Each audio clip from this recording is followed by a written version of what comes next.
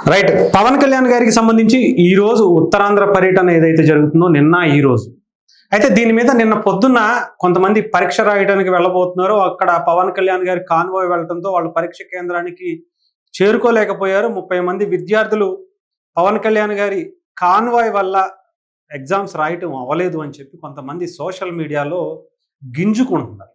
నిజంగా వీళ్ళని ఏ చెప్పుతో కొట్టాలో తెలియదు కానీ ఇంత అంటే పవన్ కళ్యాణ్ అనే పేరు ఎక్కడ కనపడితే చాలు ఏదో ఒక విధంగా బద్నాం చేయాలి, ఆయన ఏదో ఒక విధంగా రాజకీయాల్లోకి లాగేయాలి. దాని ద్వారా వాళ్ళు సోషల్ మీడియాలో ఫేమస్ అయిపోవచ్చు, డబ్బులు సంపాదించుకోవచ్చు, రాజకీయంగా లబ్ధి పొందొచ్చు. ఎవడికి వాడే ఆయన పేరుని ఇష్టం వచ్చినట్టు వాడుకోవటం అనేది గత ఒక దశాబ్ద కాలంగా ఇంకా అంతకన్నా ముందు నుంచే ఆ పేరుతో బ్రతికేస్తున్నటువంటి కొన్ని ఛానల్స్ కావచ్చు, కొన్ని పత్రికలు కావచ్చు, కొంతమంది వ్యక్తులు కావచ్చు, వాళ్ళ జీవన ఉపాధి అదిగా తయారైంది.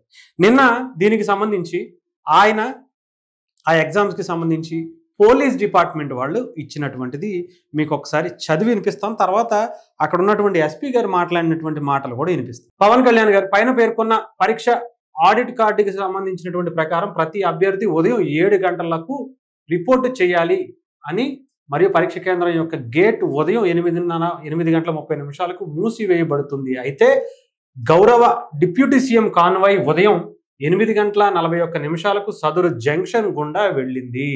కాబట్టి ఉదయం 8:41 ఆ ప్రాంతం గుండా వెళ్ళిన గౌరవ డిప్యూటీ సీఎం కదలికకు ఉదయం 7 గంటలకు రిపోర్టు చేయవలసినటువంటి విద్యార్థులు ఆలస్యం కావడానికి ఎటువంటి సంబంధం లేదని స్పష్టంగా తెలుస్తోంది. ఇంకపోతే ఇంకా ఈ పిచ్చినా కొడుకులకి ఎలా చెప్పాలంటే 7 గంటలకి పవన్ కళ్యాణ్ గారు అసలు విశాఖపట్నం కాదు ఆంధ్రప్రదేశ్లోనే లేరురా పిచ్చినా కొడుకులారా అని చెప్పాలని ఉంది. కాకపోతే ఏంటంటే ఈ మధ్యన కొంతమంది ఈ భాష వాడకపోతే కొంతమంది వ్యక్తులకి అర్థం అవ్వట్లా. వీళ్ళకి ఏ భాషతో చెప్పి ఏ చెప్పుతో కొడితే ఆ చెప్తే అర్థం అవుతుందో అర్థమై సావట్లా. ఇకపోతే పవన్ కళ్యాణ్ గారు ఇక్కడ హైదరాబాద్కి సంబంధించినటువంటి బేగంపేట ఎయిర్పోర్టు ఆయనకి అక్కడ బయలుదేరటానికి ఇచ్చినటువంటి టైమింగే 7 గంటలకి. ఆయన 7 గంటలకి బేగంపేట ఎయిర్పోర్ట్లోనే ఉన్నారు. స్టార్ట్ అవ్వాలి. అలాంటిది 7 గంటల లోపు అక్కడ పరీక్ష కేంద్రానికి వెళ్ళాల్సినటువంటి విద్యార్థులు ఎందుకని ఆగిపోయారు? దాన్ని అసలు వాళ్ళు చెప్పారో లేదో కూడా తెలియదు. ఈ పిచ్చినా కొడుకులు మాత్రం ఆయన మీద, ఆయన కుటుంబం మీద, ఆయన పేరు మీద బ్రతికేటువంటి కొన్ని పిచ్చి వేదవులు ఉంటారు కదా, వీళ్ళు దాని మీదే ఇంక ఏదో ఒక విధంగా ఆయన్ని అసలు అక్కడ ఏం జరుగుతుంది, టైమింగ్ ఏంటి, అసలు ఏం జరిగింది, ఎందుకు ఆగిపోయారు, ఏమీ లేదు. ఇకపోతే కింద ఇంకొక వివరణ కూడా ఇచ్చారు. అంతేకాకుండా ఏప్రిల్ 2వ తారీఖున పరీక్షలకు ప్రారంభమైనప్పటి నుండి ప్రతిరోజు మొదటి షిఫ్ట్ పరిశీలిస్తే కేంద్రంలో 81, 65, 76 మరియు 61 మంది గైహాజరవుతున్నటువంటి అభ్యర్థుల సంఖ్య ఆలస్యంగా వచ్చిన వారితో సహా ఉంది. అంటే గైహాజరైన విద్యార్థుల సంఖ్య ఆలస్యంగా వచ్చిన వారితో సహా ఈరోజు తక్కువగానే ఉంది. అంటే ప్రతిరోజు కూడా దాదాపు ఒక 61 మంది హాజరు అవ్వలేకపోతున్నారు వాళ్ళ వ్యక్తిగత ఇబ్బందుల వల్ల ఇంకొక దాని వల్ల అని. కానీ దీన్ని ఏదో ఒక రకంగా నెట్టేయాలి. పవన్ కళ్యాణ్ మీద నెట్టేస్తే ఆయన ఏం మాట్లాడు కదా, ఆయనకి ఏమీ తెలియదు కదా, వాళ్ళు ఎవరో ఏమీ చెప్పరు కదా అని. నిజంగా అందుకనే వాళ్ళ సోషల్ మీడియా చాలా కొంచెం గతం కన్నా ఇప్పుడు కొంచెం వీక్ అయిందని చెప్పాలి. జనసేన పార్టీకి సోషల్ మీడియా మీరు ఇంకా బలంగా తిప్పికొట్టాలి. ఇలాంటివి ఏంటంటే చాలా ఫాస్ట్గా, ఎందుకంటే అబద్ధం చాలా ఫాస్ట్గా వెళ్ళిపోతుంది, నిజం కొంచెం టైం పడుతుంది. ఈలోపు వీళ్ళు ఇష్టం వచ్చినట్టు ప్రచారం చేసేసి పవన్ కళ్యాణ్ గారి మీద, కూటమి ప్రభుత్వం మీద, పోలీస్ డిపార్ట్మెంట్ మీద నిందలేసేయటం వీళ్ళకి అలవాటుగా మారిపోయింది. పరికార్డులకు సర్వీసు రోడ్డు పక్కనే ఉన్నటువంటి పైన పేర్కొన్న పరీక్ష కేంద్రానికి స్వేచ్ఛగా వెళ్లేలా చూసేందుకు ఉదయం 8:30 వరకు కూడా BRTS రోడ్డు మరియు గోపాలపట్నం పెందుర్తి సర్వీస్ రోడ్లు ట్రాఫిక్ను నిలిపివేయలేదు అని అధికారికంగా విశాఖపట్నానికి సంబంధించినటువంటి పోలీస్ డిపార్ట్మెంట్ వాళ్ళు రిలీజ్ చేసినటువంటిదిరే అని చెప్పి నిజంగా అదే చెప్తున్నాను కదా, వీళ్ళని ఏ టైప్లో ఎలా కొడితే అర్థమవుతుందో. అంటే రోడ్డు మీద పిచ్చుకుక్కలు ఊరకుక్కలు కూడా బతుకుతున్నాయి, కానీ వీళ్ళకి ఏం తేడా తెలియట్లేదు నాకైతే. పవన్ కళ్యాణ్ గారు ఏదో సినిమాలో అన్నట్టుగా వాళ్ళు అయ్యి బతుకుతున్నాయి, వీళ్ళు బ్రతుకుతున్నారు. ఇద్దరికి పెద్ద తేడా లేదు. ఎవరు చూసినా సరే ఏదో ఒకటి మురిగేయటం, రోడ్డు పక్కన ఏది పడితే తినేయటం, దాన్ని వాళ్ళ మీద అరవటం మొదలెడతాయి. అదే టైప్లో ఉంది. పోలీస్ డిపార్ట్మెంట్ వాళ్ళు డైరెక్ట్గా ఒక ప్రెస్ మీట్ పెట్టి మరీ చెప్పినటువంటి విషయం కూడా మీకు వినిపిస్తాను.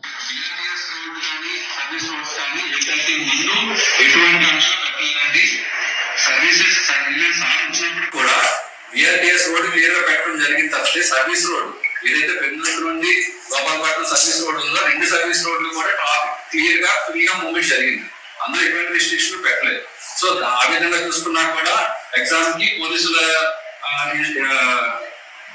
నిబంధనల వల్ల లేట్ అయిందని చెప్పడం కరెక్ట్ కాదు. నిబంధనలు క్లియర్ గా ఇక్కడ రిపోర్టింగ్ టైం అనేది 7 AM అని ఉంది. ఇక్కడ గేట్ క్లోజింగ్ టైం అనేది 8:30 AM అని క్లియర్ గా మెన్షన్ చేశారు. అలాగే ఇక్కడ కూడా మీరు చూడొచ్చు క్లియర్ గా 8:30 తర్వాత ఎవరిని ఎలా చేయాలని కూడా క్లియర్ గా మెన్షన్ చేస్తుంది. ఇందులో కూడా బయోమెట్రిక్స్ తీసుకోవడం కోసం అని చెప్పి గంటన్నర ముందే సెంటర్ రీచ్ అవ్వాలని క్లియర్ గా మెన్షన్ చేశారు. దీనికి పిల్లలు కూడా కింద సంతకం పెట్టి వాళ్ళ వేరే ముందు కూడా వేయాలండి. సో దీన్ని బట్టి అర్థం చేసుకుంటానని కోరుకుంటున్నాను. ఫ్యూచర్ లో కూడా పిల్లలు కొంత ముందే ఎగ్జామ్ సెంటర్ రీచ్ అవ్వాలి, రీచ్ అయ్యే ప్లాన్. ఇది ఎందుకంటే ఏ ఎగ్జామ్స్కి అయినా కానీ గవర్నమెంట్కి సంబంధించినటువంటి ఎగ్జామ్స్ అప్పుడు చాలా మొత్తం క్షుణ్ణంగా వాళ్ళని చెక్ చేయటం కోసం స్లిప్లు కావచ్చు, లేదంటే ఇంకా ఏమైనా వాచ్లు, లేదంటే ఇంకొకటి ఎలక్ట్రానిక్ కావచ్చు, ఇవన్నీ కూడా తీసుకువెళ్తారేమో చెక్ చేయటం. ఇంకా చాలా విషయాలు ఉంటాయి. వాళ్ళైనా కాదా వెళ్ళింది అని చెక్ చేసుకోవడం కోసం బయోమెట్రిక్ కావచ్చు, అన్నీ కూడా ప్రాపర్గా వెరిఫై చేయటం కోసం 2 గంటల ముందే, ఎందుకంటే చాలామంది వస్తూ ఉంటారు. వాళ్ళల్లో వీళ్ళకు కూడా మినిమం ఒక్కొక్క వ్యక్తికి మినిమం 5 నుంచి 10 నిమిషాలు టైం పడుతుంది.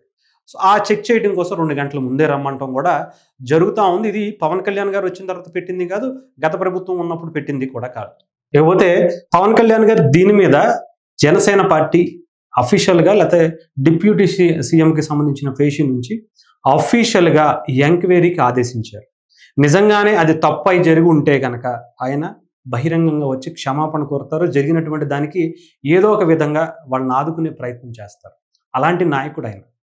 ఇకపోతే నిజంగా అలాంటి గట్స్ ఉన్నటువంటి నాయకుడు అలాంటి డెసిషన్స్ తీసుకుని, అంటే అలాంటి ఇన్సిడెంట్ మీద కూడా ఎంక్వైరీ వేసి దానికి నిజమైన అబద్ధమైన డైరెక్ట్గా బయటకు వచ్చి చెప్పండి, దాని మీద విచారణ చేయండి, పిల్లలకి నిజంగానే ఇలాంటివి ఏమన్నా జరుగుతున్నాయా, నా దగ్గరే జరిగినా జరగకపోయినా సరే ఇంకెక్కడైనా సరే ఇలాంటి విషయాలు జరుగుతున్నాయా, ఆ పిల్లలు ఆలస్యంగా వెళ్ళడానికి గల కారణాలు ఏంటి కూడా తెలుసుకోండి.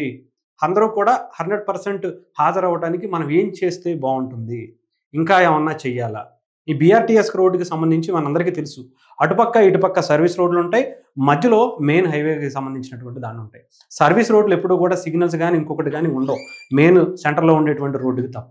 సర్వీస్ రోడ్లు ఫ్రీగానే వదిలేశారు అని చెప్పి చాలా క్లియర్గా ఇక్కడ ఉన్నటువంటి ఎస్పీ గారు కూడా చెప్పడం జరుగుతుంది.